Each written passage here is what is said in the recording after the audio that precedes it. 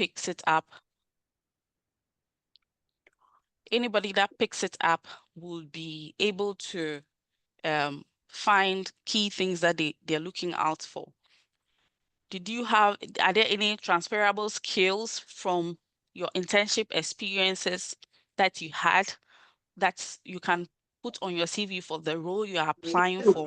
Those are key things you want to. Those are key things.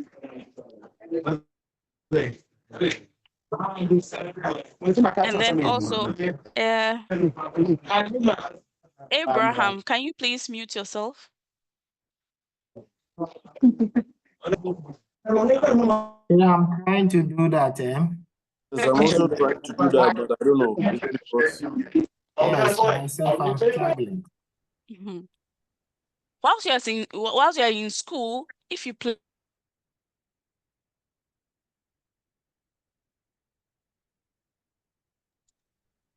you volunteered in school, any leadership roles that you played in school, make sure you put it and you highlight it in your CV.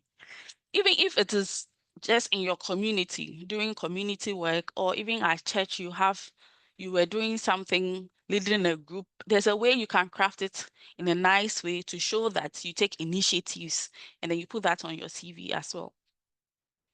Most of you may not have had any interviews while you're in school. So the ones you're going to be doing might be your very first time that you are doing an interview.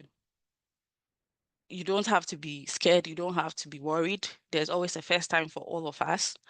So just make sure you practice very well so that you can build your confidence. You can even, if there are even any kids in your house or your siblings or your parents, you can let them sit down, get some sample questions for them and tell them to ask you, and you answer those questions. And then they will also give you feedback, whether what you've said or your demeanor and how you answered it, if it's good or not. You can also make use of Glassdoor. Go to YouTube. There are several experts videos on YouTube that you can search to prepare yourself for any interview that you're going to attend. There's also LinkedIn interview prep that you can also use to get yourself ready. Now, this next point is one thing that a lot of us who conduct interviews have realized in a lot of young people these days. When it comes to interview, whether it's in person or it's virtual, being late, most of them would come very close to the time or some minutes after the time they're supposed to come, and their excuse would be, oh, there was traffic on the way and all of that. No, that is not a good excuse. That already shows that you're not ready to do the work, because that is the first impression the person is having of you. So you want to plan ahead and have at least 1 hour, if it's an in-person interview, for any eventualities, because you don't know what is going to happen on the way. Your car could break down, or if you're using public transport, you could find it difficult. Who knows, that day it will be so difficult to get public transport. What are you going to do? Or on your way, somebody will spill something on your attire and you need to go back home and change it. So if you plan to have at least 1 hour, arrive an hour before. In fact, most of the companies, if you arrive early, nobody is going to sanction you. They will have you would even relax yourself at the reception and get to see around what is going on whilst people go out and about. And it makes you familiarize yourself with the place. So plan ahead for about an hour so that if anything happens, you will still be ahead for your interview. And then if the interview is virtual, don't wait till the time you're supposed to start the interview before you start connecting. No. Some people will say, oh, do 5 minutes, but I would advise at most do 15 minutes, because you never know. Your mic might not be working, your camera, all of those things. So if you join ahead of time, even if the host that has not allowed you in, you can use those time to check your camera, your reflection, how you look, and all of that. And also, when you have been invited for a virtual interview, even if they don't state that the interview would be on camera or they will require you to put on your camera, please, please, please prepare for an on-camera interview, because they might not tell you, which ideally they should, but once they say virtual, this day and age, everybody, and especially the interview, they expect you to know that you should have your camera on. So make sure you plan ahead for your interview to be done in a secluded place where there's less noise. And even though it is virtual, you still would have at least your top part showing. So make sure you are well dressed, not just because it's online. So you can just get up and throw on anything and look scruffy and sit behind your computer. No. Just as you would look sharp when you are going for your in-person meeting, make sure you also look sharp for your virtual interview. And then when the interview is done, a lot of times that I've done interviews for, especially in person, the interviewing or the hiring manager would always share their complimentary card with you. Well, that has been my experience in the past. But if you don't get that chance and it's virtual, you can still ask the one interviewing you if you can have their email, or even the email that was used to send you the interview invitation. A lot of times the interview invitations might come from HR, but it's a different, the department in which you're going to work, the manager from there is the one that is interviewing you. You should be, it is okay to ask them if you could please have their emails, of course, their corporate emails, so that you can do a follow-up, or you tell them you want to just give a thank you email after the interview. So once the interview is done and you get home, if it's in person or even virtual, make sure you send a follow-up thank you email, reiterate the key points that were discussed, and also ask in the email, because they could say it during the interview, but because a lot of times your nerves are worrying you, some of the things that they'll tell you, you will not even remember. So you can still ask on the interview, in the email, sorry, how soon you would get feedback from them. Some will tell you, oh, you should expect to hear from us in 2 weeks or whatever. So whatever it is, just make sure at least it's in the email. So you'll be able to, if you don't hear anything within the time frame they give you, then you do another follow-up again. And always remember, when you're applying for jobs, especially for you that do not have any experiences, please, please, please don't despise humble beginnings. Honestly, you just need to get your foot in the door. It's easier for you to work your way through and get the role you want when you are in the company than you are outside and trying so hard to get a role. No. So it doesn't matter, especially when you are fresh out of school and you apply and the role, maybe you were targeting another big role, but that's not what you were given. It doesn't matter. Just take it. That experience would come in handy one day. You never know. So just take it, prove yourself, learn the work that is in the role, because there are times that they want to hire people and they do it internally. It's not always that they take people from outside. So don't despise humble beginnings. What are the expectations that some of these companies expect of students as they come into the corporate world.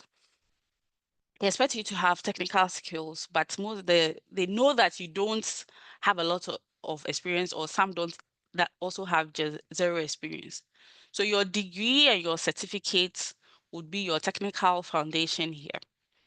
So that is your only chance, is to work to make sure at least you have your degree, you've graduated, so that when you apply, because those are what they're looking for national service. If you don't have any intention, the only other thing you have is your degree and whichever certificates you have. And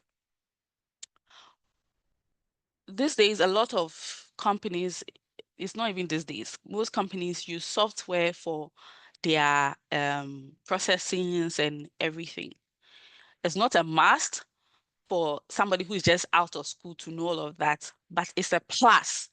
It's something that will set you apart from other job seekers. Imagine you and other people go for interview, and then all of you have a degree in petroleum engineering or oil and gas engineering or geology. And then some of them have on their own learned how to use softwares like GIS, Petrol, etc. Of course, the hiring manager will be happy that, oh, this is somebody who already knows the software that we are using. So whilst you are in school and preparing to come into you should also talk to people that are in these companies where you want to do your service or work, and try to find out what are some of the softwares that they use. Some of them you can find on online that you might not get the license itself, but there are some free versions that you could use to give you the basic knowledge. They are not expecting you to be an expert on it. At least basic knowledge of it would go a long way. And then also your soft skills. How effective do you communicate, both verbally and in writing? There are times we get emails from some of you, there's no subject, and you send the email and it just like you can't even make head and tail of what has been sent. And a lot of times you are sending emails to people that you don't even know in person or haven't built that professional relation with. You should know how to communicate to the people, because that is also another way somebody can get interested in you. So the way you'd even email your CV and how you draft your email goes a long way.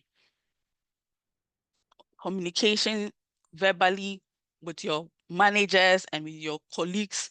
Each company has their own company culture, the way they do things. In some places, especially a lot of the multinational companies, you can call your manager by his first name. Either he or she will not be bothered. You can call me Sheila, you can call Stephen, you can call Banini, Philip. Nobody, they will not be bothered, because that is the normal culture over there. But there are some places too, you need to call them with their titles, or else it goes against you. So you want to make sure you address them, Dr. Stephen, and all of that. You don't, or Dr. AJ. So find out what culture is at the company that you plan on going, or where you have just started working, and make sure you adapt quickly to that. You also have to learn how to work in a team, because every workplace is not always that, especially for somebody that is new, you would work with other people. You need to know. Some people will tell you, oh, me, I don't like people. I like to do things by myself. No.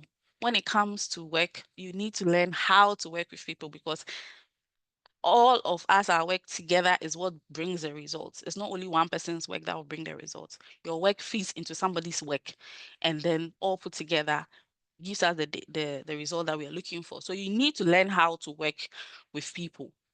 Even if you don't like the people, you still need to learn how to work with them. That's how it goes. That one is just simple as that. You'll be doing a lot of presentations in your workplace, even as a technical person, or even if you're not a technical person, you still do presentations. So while you're in school, polish up on these skills. Use SPE to your advantage.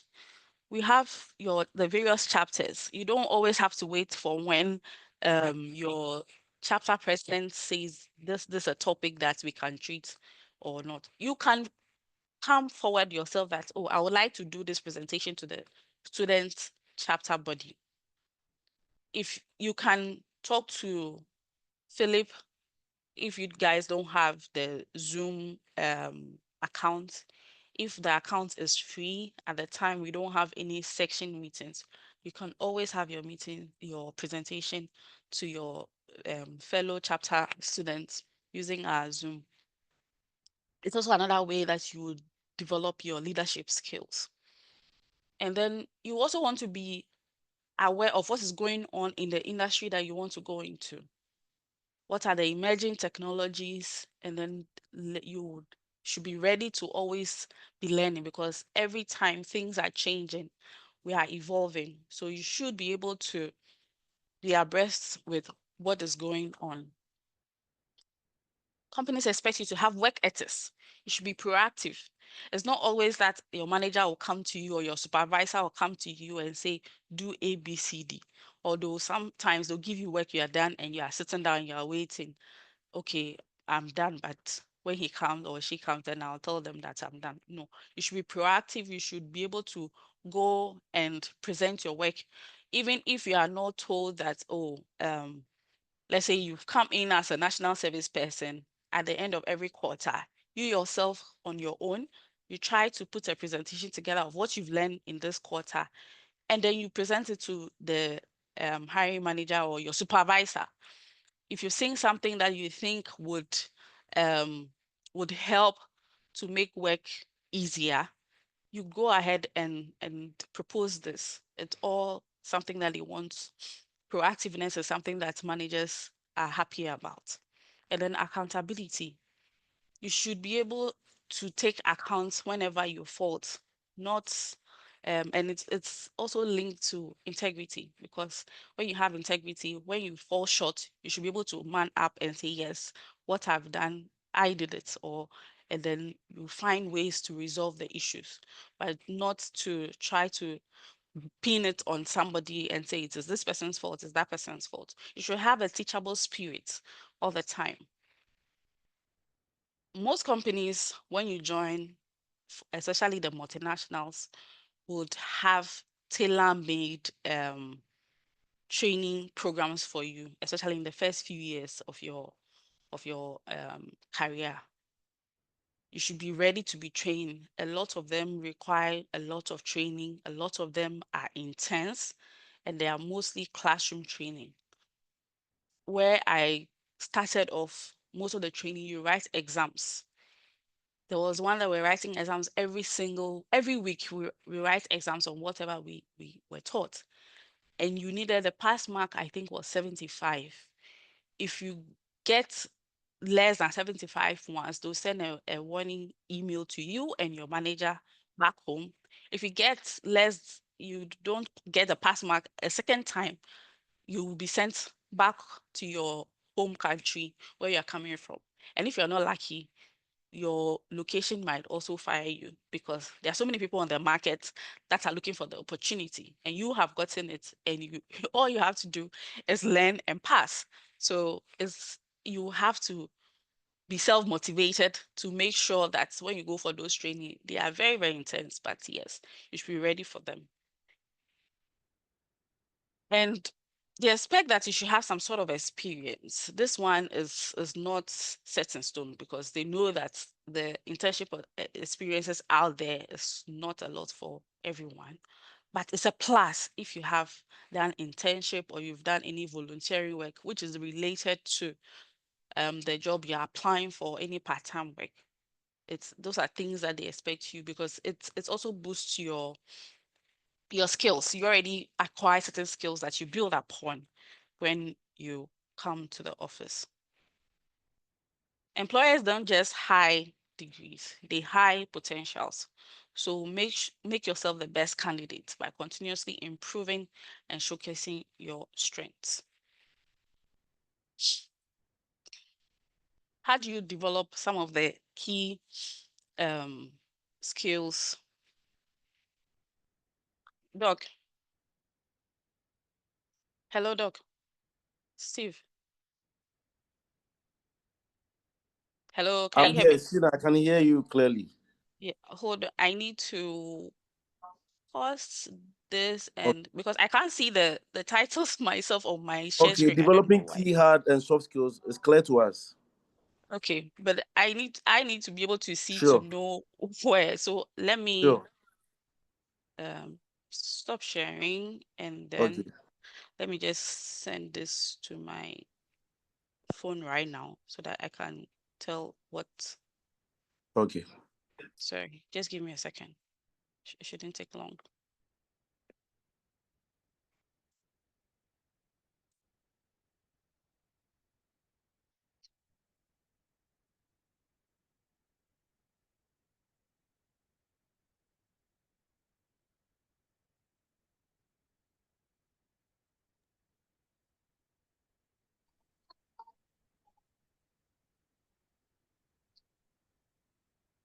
Hmm. Okay.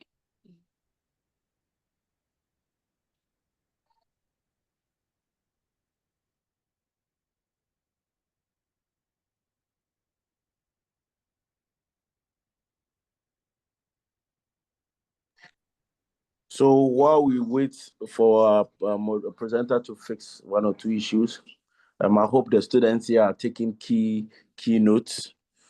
These are basic skills that you will never get in class.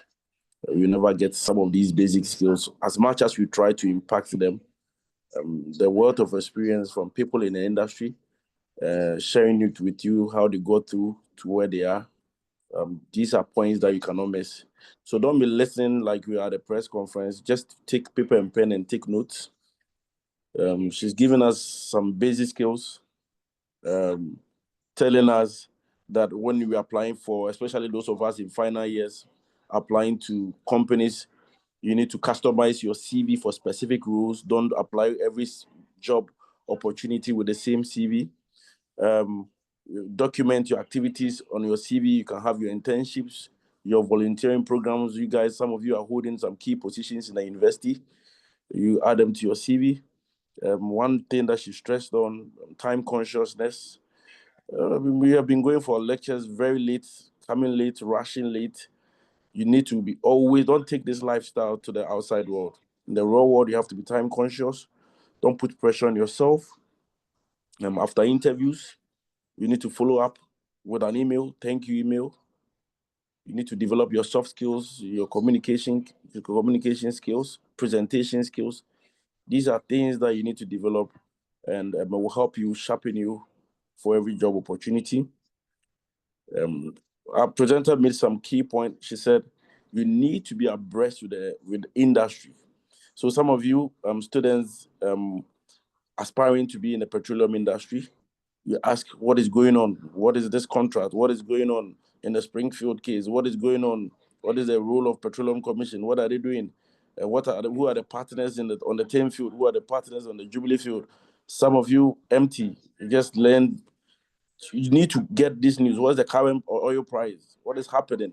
You need to be abreast with the industry that you want to go in. They ask these basic questions during an interview, and let's take this is very, very, very important points that our presenter is raising. So she's back, and I'll leave the floor for her to continue. Thank you very much, Doc. Can you hear me? Yes, very clear. Okay. All right. So I think this was where we were, right? We had just finished this. Yes. So how do you develop some of the key skills for the job market, or whilst you are preparing to get in it, or whilst you just entered? You want to, I've already mentioned internships and national service. These are key things. Whilst you're in school, whenever you take industrial field trips, those are good opportunities for you to get practical experience, because when you're in school, they talk about the tools and all of that. there are times you try as much as possible. You can't really imagine what it is until you see the tool, because and sometimes seeing the thing in reality and what you've learned, you are just wowed. I remember the very first time I went on the rig. I think the first exposure was the training rig in Dubai. It was just a training rig, so it wasn't and it was a land rig, so it was just okay. But when I finally had to go offshore, there were some of the things that um I learned. I just couldn't imagine it. When I saw it, I was like, oh wow, what I was imagining and what is actually happening, or what I'm actually seeing, is totally different. Like, you can just get wild by it. So make sure some of your faculty advisors and the um chapter president, they try and they get you field trips. Make efforts to be part of it. No matter the amount that you are asked to pay, make sure you go, because that's something that you can also put on your CV. What you saw, what you learned, you can tailor it in a way that you put it on your CV. I've already spoken about most companies having well-structured industry-based trainings that you can attend once you're a full-time employee. Take advantage of these trainings. There are some that you would have to go on the company website and look for the trainings that are available that suits the role that you are playing. You can take, again, in being proactive, you can go to your manager with this trainings and let him or her know that these are the trainings you would like to take in a particular year. Every year, they also would give you goals that you are supposed to fulfill. So make sure these goals that you are assigned, because at the end of the year, there will be your goal discussion, and they'll see whether did you meet the target, did you exceed expectation, and all of that. On your own, every quarter, make sure these are things that you review. Okay, go through your goals. These are the things I was given for the year. Looking at where I am right now and what I'm supposed to achieve. Would I be able to do these things within this time frame? Then there's also the online courses that are there. When you go to Coursera, if you want a certificate for any of the courses, you just pay a small amount and then you get a certificate. But if you don't pay, you will still do the course, but they don't give you a certificate. You can go on there, take courses that interest you. There's Coursera, there's Stanford Online, there's even Harvard Extension, MIT. They all have all these free courses that you can take, or you pay peanuts just to get a certificate. SPE has certain courses also on our website that you can take to improve upon your technical knowledge. I've already spoken about communication and teamwork. Report writing, you will do a lot of report writing. So when you are doing in school, you have to do your project work. Don't think that's just it and then you are done. No, you do a lot of report writing in your work as well. So those are things that you can use to train yourself. Make sure you do your project work well. You do presentation. I know you have to also do presentation for your project work. Those are things that come in handy when you are at work. I already mentioned using SPE in your schools to moderate or give presentation. Whenever there's an event, you should volunteer to be a master of ceremony and do it. See, nobody becomes an expert just by sitting and watching. You become an expert, or you get better by doing. And everybody from the beginning would somehow be scared. But the more you do it, the more you improve upon it. You watch people and be like, oh, these people can talk well, they have the confidence. No, they didn't just get there in one day. They kept doing it and doing it. And there are some who will tell you, no matter how many times they do it, every time in the beginning, they always get nervous. So you are not alone if you feel nervous. In our industry, especially for the oil and gas industry, HSE safety is at the core of our industry. Everything that we are doing and all of that, if there's no safety, everybody is going home. So we always say, make sure you come to work with your 10 fingers, 10 toes, go home the same way. Know what some of the basic safety standards are for the industry, and for any company specific that you get the chance to do your internship or national service or work. When you get employed, get to know what the HSE, because they would always take you through HSE inductions, but don't let it end there. On your own, try as much as possible to read more on what the company HSE specific rules are. Most companies will give you the authorization to stop work when you see any unsafe work ongoing anywhere, whether on the rig, in the workshop, in the office. Even if you are a visitor or a contractor and you are on the premises, you have the right to, you see something.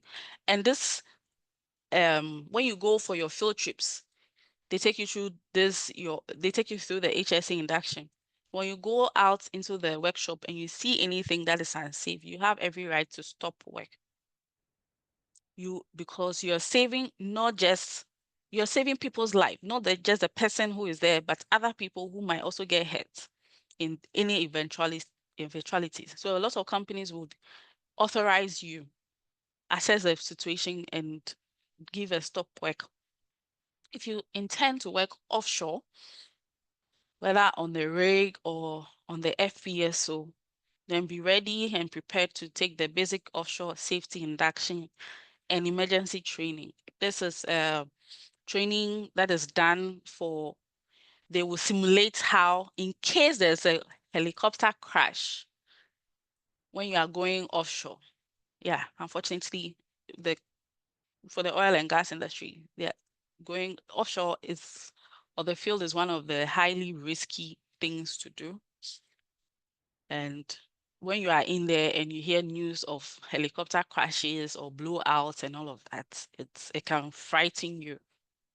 But then again, the job has to be done. So you get ready. So they will simulate, you go for this training, they will simulate how when there's a helicopter crash, there's a dummy kind of helicopter. I was trying to look for one of my videos for this, but I couldn't find it. But you can go to YouTube and just look for Bosiet. You should see all the videos there. So they dip the dummy helicopter with you strapped in your safety gears and boots and everything into the water. They have different stages. First one, they just dip you and then you unbuckle yourself and come out. The other ones they would overturn the helicopter in quotes, and then they expect you to also unbuckle yourself and come out of the crashed in quotes helicopter. So those are trainings that you can't it's a must. Those ones it's not, oh, I can or I cannot. It's a must. Once you're going offshore, it's a must that you take this training. There are some job specific rules that would also require you to take certain certification, like if you're doing drilling, anything that has to do with the direct well, you take well control training from the International Well Control Forum. Then every company has what we call the HSE observation cards. So what it is that every day when you go to work, be it in the office, on the rig, in the workshop, wherever it is, you watch around your environment. This encourages you to be observant. You don't just see something and leave it as it is. So you see something that you think is a hazard. Is this something that you can solve? Go ahead, solve it and put in the observation. If you can't, take the observation, put it in, and also inform the right people that can solve the issue.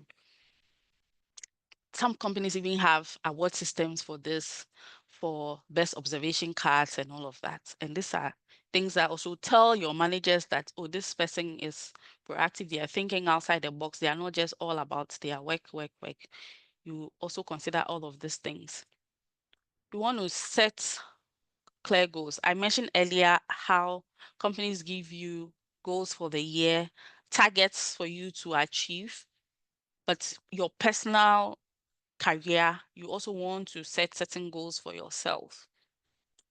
Apart from the trainings that the company is giving you, do you also have goals of taking specific courses on your own?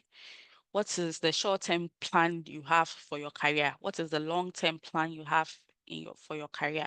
Do you want to work for a while, then go have another degree and then come back and continue? It's all up to you. Or do you want to work in one company for a long time, or you want to switch companies along? There are some people who will tell you they can't work in one company for more than 5 years. They work here and then they want to move to another company. So set your own personal goals and then see how you grow with it.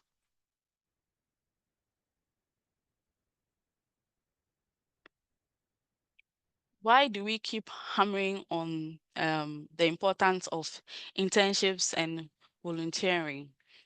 One of the reasons is it gives you practical experience. I already mentioned earlier how something that you learn in the classroom, when you go to the actual field and you see it, some of them are worlds apart, especially with what you are imagining, and when you see it, the actual thing, you're blown. So doing internships helps you gain practical experience of the things that you've learned in the classroom. It also gives you the confidence and in your abilities, and also tells the employers that you are able to apply your knowledge in a practical settings.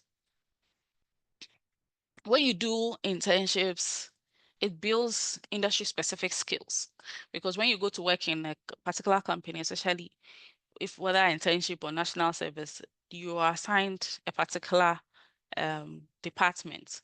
And so whatever you are taught there, it's more or less specialized, even though it's just for a short period. It's still something that you know that you have gained specific skills in an area that you can even put on your CV when you're applying for jobs in future. Internships also give you career insight and advancement. There are times in school you think, oh, I want to go into after school, I want to do reservoir engineering, or I want to go become a production engineer, or I want to do HSE. That's what you're thinking. But you go into the real world and you realize that, oh, wait a minute, you were assigned to something totally different. That was not even on your scope. You realize, oh, I actually enjoy doing this. And so when you go for internship, it opens up your world. And then it's also another way to advance, because you gain an experience, you start working, and you are probably not put in the same department. You are in a different department, but those skills you've gained from, let's say, from HSE, and now you are in drilling, you are able to apply them there. That alone also sets you apart from the rest, who maybe the only experience they have is drilling. Networking and professional relations is another thing that doing internship and volunteering also brings about. You see that a lot of you who are volunteers within SP, you've gotten to know a number of professionals from different specialities in different companies and all of that. And these are things that would help you. Sometimes some job applications are just word of mouth. You don't even, I think the first job I had after school, I didn't even see Baker Hughes. I didn't even see it on the internet. I had, where I was doing my national service, I had one of the geologists tell me, oh, did you know Baker Hughes was in town? They are taking applications. So he was going to submit his, and I added mine, said, please submit for me. So a lot of times, don't lose contact with your peers. Some of you after school, you don't want to even talk to your mates, or you distance yourself. No, Your peers are some of the ones who would also tell you about job opportunities in their companies or elsewhere. The same way, similarly, moving to ENI, it was one of my mates who told me that, oh, ENI is hiring. And so you can also send your CV. So don't distance yourself from your mates from school and say, oh, I finished school, I don't have anything to do with you. No, you want to keep that communication, keep a cordial relationship. You never know who or where the opportunity will come from. And also when you do internships and volunteering, you realize that you put this on your CV and it signals to employers that you take initiatives and you are ready to hit the ground running. Because whenever I have to hire people and I look at CVs, and especially people who are coming out of school straight up, and I see people who on their own have taken certain courses and all of that, I get impressed. I'm like, wow, this is somebody that's serious. So those are things that would boost your CV. And also, I mentioned earlier about future job opportunities. That's when you just get your foot in the door, it's easier for you to transition to a different role that you want as an insider than an outsider. I remember my department, we needed somebody to help with our softwares and all of that. We didn't have to hire somebody from outside. No, there was somebody who was working in IT department. We just had to, it was just recommendation from one of our colleagues. And then he was moved to exploration department. So these are some of the things when you go and you do internship or national service, make sure you give it your best, because you never know who is going to recommend you for other job openings that the company might have later. Now, we all know how constantly evolving our industry is. If you don't stay with the times, you go obsolete. So some of the key things you want to always do is be a lifelong learner and always know about global trends. The industry is always evolving. Things you might know today, in the next couple of years, would be obsolete. Software that you're using today, in the next couple of years, and a very advanced one is out there. And if you don't know about it, those who know about it are the ones who are going to be moving ahead. Know about the latest trends so that you can position yourself as a forward-thinking professional. Sometimes even just having conversation with your manager or supervisor, you can drop some of these things. Oh, did you know that so and so this company now has released this tool and it's revolutionary? Like those are the things and then they are surprised. You give them a brief about what you read on there. Of course, also make sure your sources are good. Don't go to just any websites and pick any information and then go and relay them. No, make sure you get correct information. Go to, for example, our SPE website. All information there are authenticated, so you know that whatever you see there is true. When you're having conversation with your supervisors, those are things that you would say for them to know that you are not just all about work. You also read outside of your specific roles. Be tech savvy.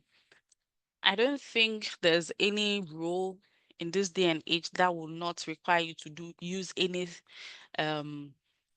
platform or software, whether you're doing HR, finance, engineering, geology. There'll always be that software aspect that you need to use, or a platform.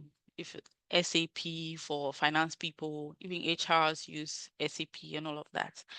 So make sure these are things that you abreast yourself with. These days, a lot of people are talking about data science and AI. There are some websites that I mentioned earlier. You can also go there to learn some of these things free. Oh, sorry. Be adaptable. Be ready to take on new roles if your current role become redundant. Some are so, oh no, this is what I want to do. This is what I want to do. No. Be ready to change. Have a problem-solving mindset. Whenever they give you a task, try as much as possible to look out for what are the things I can do to solve things, to make things better or to improve. This last point, I know a lot of you young ones are very good at it, which is the online presence. You want to maintain a strong personal brand and online presence. These days it's very easy to be on the internet. There's LinkedIn, mainly for professional, and then there's also the other various social media websites. It's up to you what you want to use each of these for, but you shouldn't, for your professional, especially on LinkedIn, always have an online presence. Your personal brand influences how potential employers and your peers perceive you.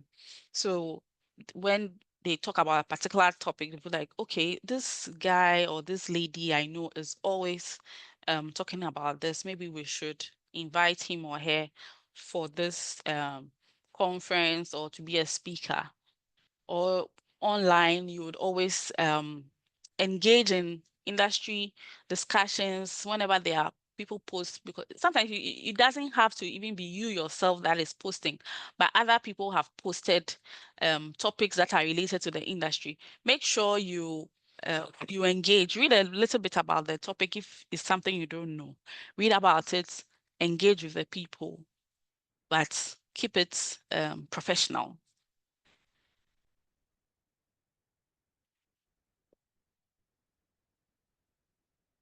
So before we go, the last thing I would want to leave with all of you is that your career is in your hands. Yes, the companies would hire you. Yes, the companies would train you. But at the end of the day, your career is in your hands. Know that companies are looking for more than just technical qualifications. They are looking for more than just your degrees. It's not just about, oh, I have a degree in this, I have a degree in that, I have a degree in this. Yes, you have a degree in all of this, but what can you do? What are your skills? What are your technical skills? What are your soft skills? What are you bringing on board? So make sure you work on your soft skills, your work ethics, and your technical skills. Be open to learning. Continuous learning is essential. If you stop learning, you would become a dinosaur. So make sure you are always learning. Getting your foot through the door is more important than how high flying the job is. I said this earlier. It doesn't matter what role you'll be given, as long as it's in a company that you know that this company is good, this is where you would like to work in future. Take the job, take the role, and work your way up. Your network is your currency. Build it. Most of you after school, you don't maintain your SPE membership because your SPE, whilst in school, we pay for, or SPE International makes it free for students. So most of you after school, after the 1 year, because you have a 1 year grace period where you don't pay dues. After that 1 year period expires, most people just leave it at that. No, don't do that. It's what Ghana, you're even lucky, is just $30. You have a whole year to plan ahead.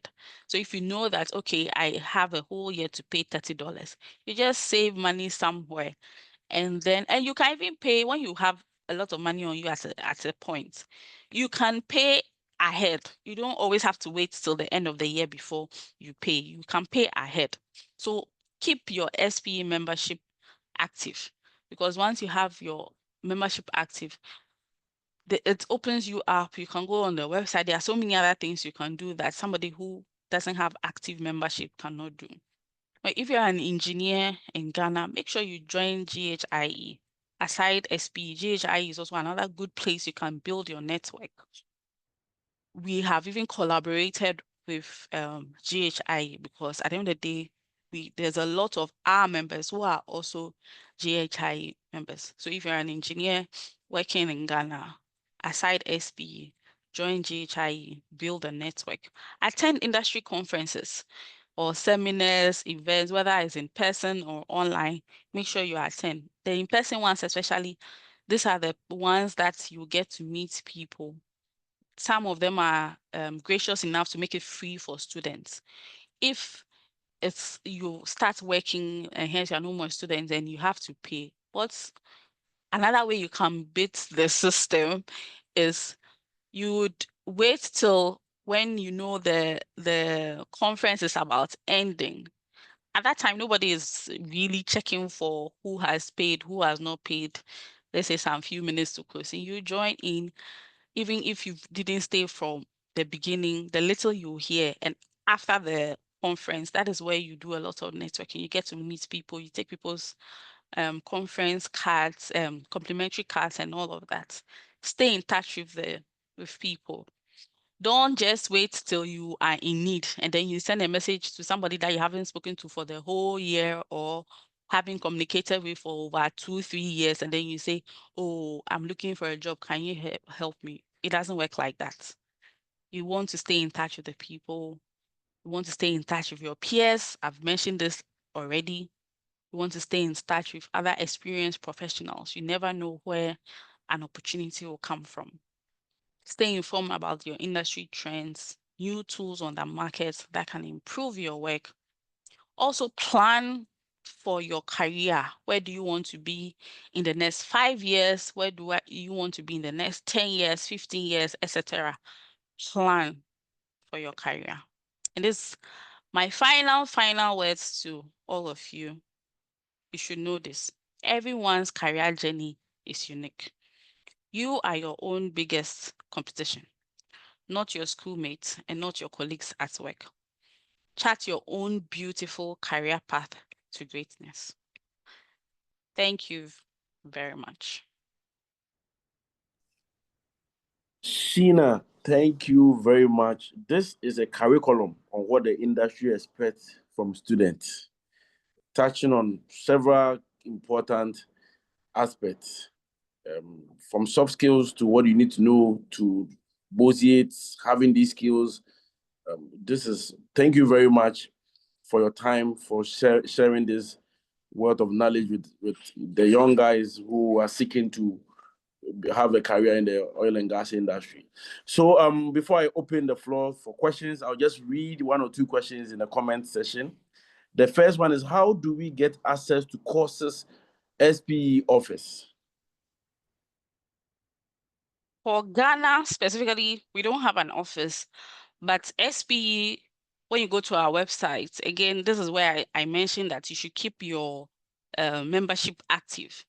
You would have access to a lot of books, a lot of courses, webinars, and all of that. Even if there are some that are recorded and they are put on the website.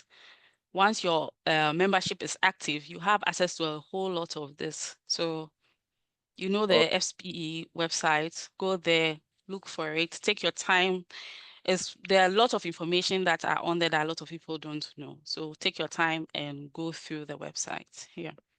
Okay, thank you. The next question is, most companies in the petroleum industry hardly advertise job opportunities on their sites, while others demand master's degree as requirement. As a student or fresh graduate, how do you approach or navigate for internships or graduate opportunities in these companies?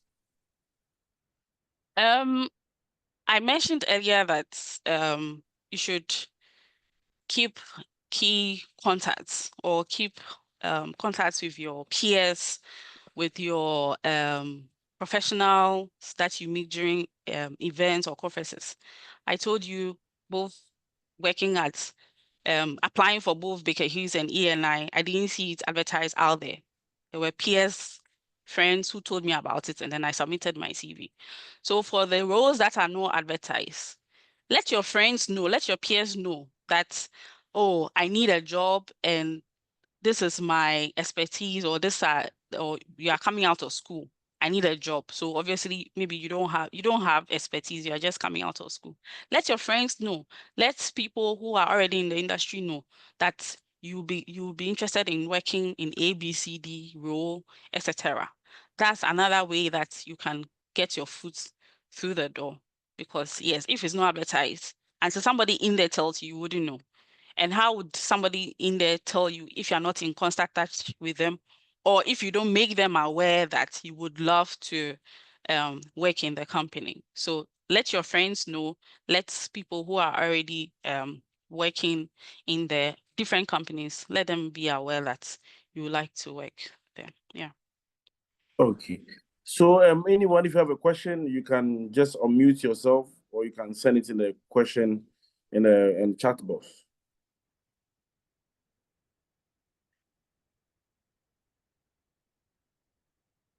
So I'll ask you, we wait for one or two. I wanted to do a follow-up question. Most students feel like things they learn in the university are unnecessary. From your experience, did you apply anything that you learned? Did you see them in reality in the field from the things you learned, especially as a geology student, as you said? Yeah. For me, the geology gave me the foundation that I needed when I was especially working offshore, even starting off with Baker Hughes. I was doing processing for different clients in different companies. You should be able to know when they say it's sandstone or it's limestone or it's clay or shale. Those are things that you were taught in school. It gives you that basic knowledge. When you come to the industry would also, there are some companies that will give you specific of how they describe certain lithologies specifically. So you learn that. But that basic knowledge that you gain from school, that basic technical knowledge you gain from school is not a waste. It all comes to apply. Even the like I mentioned, the companies would train you again, and you go for this training. You know that at the end of the day, the work, you are going to use software to do the work, but they will still want you to go through the hard way of how do you do the calculations and all of that. I remember I did the MWD Academy, and we had to do calculations for well bore positioning and all of those are things that the software would do for you. But this is when you go, they want you to learn the theory behind it, because when you understand the theory behind it, it's easier for you to know when your software is having an issue or the data you're getting is outrageous. You're able to tell. So for me, your degree is not a waste. It's very, very important. It is what would give you that basic knowledge, to build upon. So they should please take it serious. Thank you. Yes, please, I have a question. Yes, please go ahead. Yeah. Madam Sheena, please, after networking, first of all, my name is Wilbert, a fresh graduate from UMaT. After networking with the key industry professionals, how do we keep it running? How do we maintain the flow when you are chatting them online? What are some of the ways to make it polite? Is it just by using please, madam, please, sir, or we have other ways of going about it? Thank you. Yeah. Well, you don't get hurt by using please or anything. So that one is it's okay. But connect with the people on LinkedIn. It's not everybody who would share their contacts with you that you can be calling them. You have their email or you have their LinkedIn. Once in a while, you send them a message. If it's just LinkedIn that you are connected with, send them a message. Try to find out how are they doing, how is work, and all of that. Sometimes just trying to find out how the person is doing is enough. They might not respond immediately because they probably get a lot of messages from so many other people. But when somebody sees such messages from you often, not too frequent too, because then you start looking like you're a stalker or something like that. You don't want to irritate them too. So keep it doesn't have to be anything difficult or anything very extraordinary. Simple conversations. You just want to know how they're doing, how is work doing. There are times you can even ask if there's anything you can do to help them in any way. You are available. You let them know. I've had a number of students who told me that, oh, they are available in case I need help to do A, B, C, D. I should let them know. I remember sometimes when I reach out to them, and a number of them have been very, very helpful whenever I needed them to do. So those are ways. It's not always, and also remember this, in building relationship, it's not always about taking you when you need something, when you need. No, sometimes you also give, and your giving is in helping them. How can I help them in ease their burden or their schedule? So they have conferences they need to attend, or they need to put some papers together, how you can help them proofread it, because sometimes having a second pair of eye can help put together their conference notes and all of that. There's so many ways you can offer to help them in certain ways. Reach out to them, make these suggestions. They might not take the offer immediately, because sometimes you want to be sure of the sort of person you are dealing with. Not everybody, to be honest, we are all humans, but not everybody can be trusted with certain sensitive information. So, yeah, it takes a while when they warm up to you and they find out that, okay, this is somebody who I can trust to help me do certain things. They will reach out to you. So, please. Okay, thank you very much. Just a follow-up. You mentioned that it shouldn't be maybe too often. And how often could that be? Is it once in a month? Oh, this Once in one, 2 weeks? you can use your discretion, depending on how often you see the person online, or how often they respond to messages you send to them. Use your discretion. It's not a fast rule, and it will not apply to everybody the same way. So you use your discretion depending on how your interactions with the person has been so far. Yeah, Okay, thank you so much. Thank you very much. you're welcome.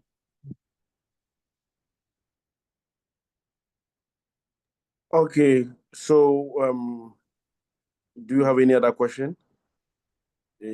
Okay, there's a question in the box. Okay, let me see.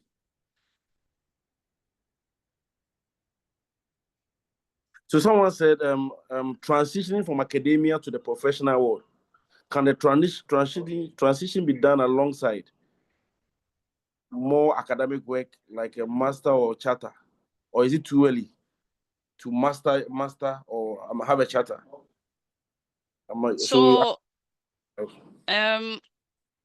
it differs from person to person. I remember when I was finishing school, one of my lecturers told me, like, I remember I went to school for the academic gown, and he was asking me what the plans were. And he advised me that I should try and work for at least 5 years before I think of what to do for my master's.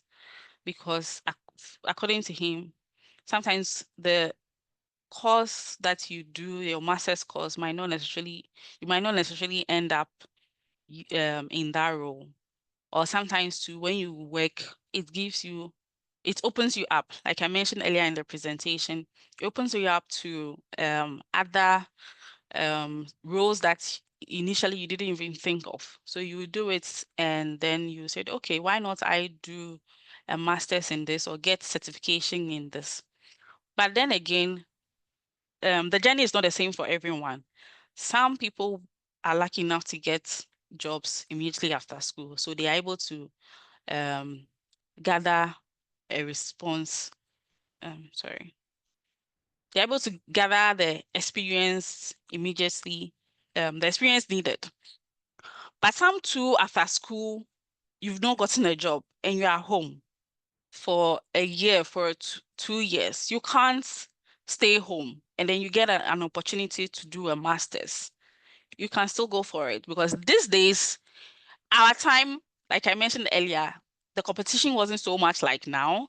we didn't have, the industry was just starting. So there wasn't so much emphasis on having a master's before you are hired. But these days, almost everybody, it's not everybody that's applying for the job already have a degree. So sometimes people leverage on getting a master's to be able to put their foot through the door. That can also work for you, even though most employers want to look at your practical experience. There are some that would give you a chance if all you have is your degrees or an advanced degree. So it's really, I wouldn't say it's too early or it's too late. It differs from person to person. There are some people who would also want to do their masters along the way, but family obligations and so many other things prevent them. So again, your journey is unique to you. Sit down and think about it and see and plan and see how it will work for you. Yeah. Any other questions?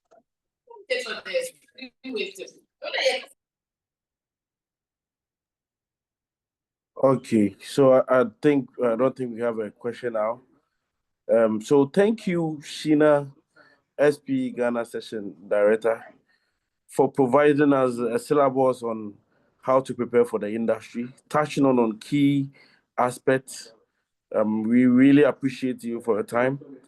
Someone says that he has sent you a message on LinkedIn, so please do respond for it. But really appreciate it. Okay.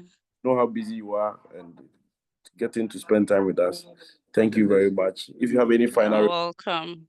can share. I think the section chair, Derek, is online in case he also has anything he wants to add to it. Oh, Derek, Plucci. Yeah. I was going to hide in the background and vanish, but no, but it's good. I really enjoyed it. And you made some really good point. Your last statement was very resounding, and I really like that. Because a lot of people need to understand that we all need to chart our own part in the industry, everybody and which part they might take. You need to also try and figure out what you are pretty good at and what you will be comfortable with in the long term.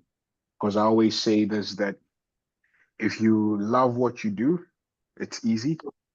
If what you do, you hate it, is a chore. Chores are difficult to do. So you would be choring your whole life and you literally will hate your job. So you need to find your niche in the industry and know what you're pretty good at. And the point you touched on when it comes to how they start off in school and how they come out into the industry is very important, because most of you are lazy when you are in school. When you come out and you start working, it shows in what you do. So the students that are given the assignment, they finish on time. They are very serious with their projects. They are very good in groups. They get involved in other activities. They volunteer. When they come out into the industry, the only difference with that is you get paid for that same level of skill, and you've already developed it before you came out. So it becomes very easy for you. So you see that when people come out, some people naturally integrate easily, and other people struggle to go in. So it's very important that you start off early. So when you come out, it's easy to integrate like that. And that's the reason why Sheena, myself, Steven, all the other guys, we're all around to help ease off that pressure off you so you can be able to enter the industry and be able to go in. I talk to quite a lot of you on the side, and there's a lot of interactions. We get asked questions like what Sheena talked about, whether you do your master's after school or you work a bit before you do your master's. I got the same advice as Sheena: work for 5 years, figure out what you want to do, and then decide on what you want to do after the master's. As you said, there wasn't too much competition around that time, so it was easy to do that. So we did the same, and then it came out okay.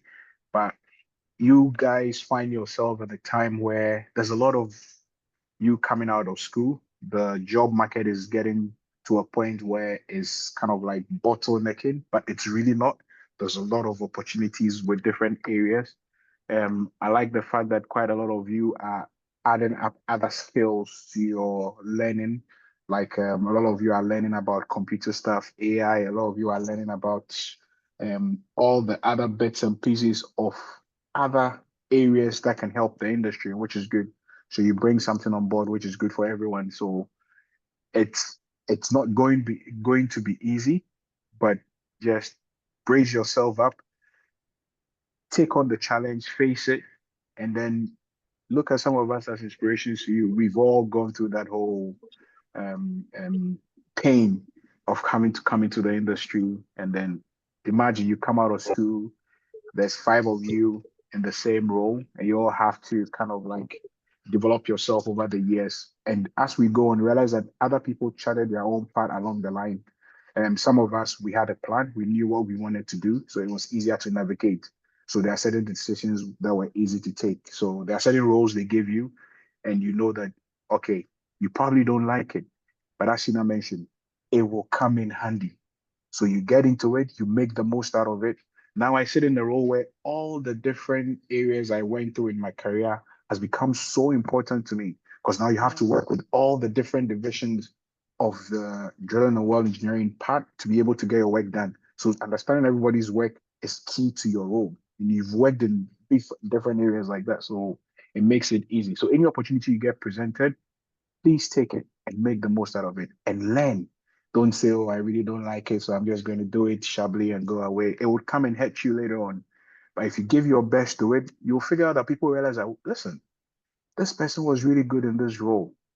It's interesting. It's not really something they're supposed to do, but they are good in it. Because I get asked questions like, oh, how do you become a subsea engineer? Most of the time, there's no cause from the beginning to be a subsea engineer.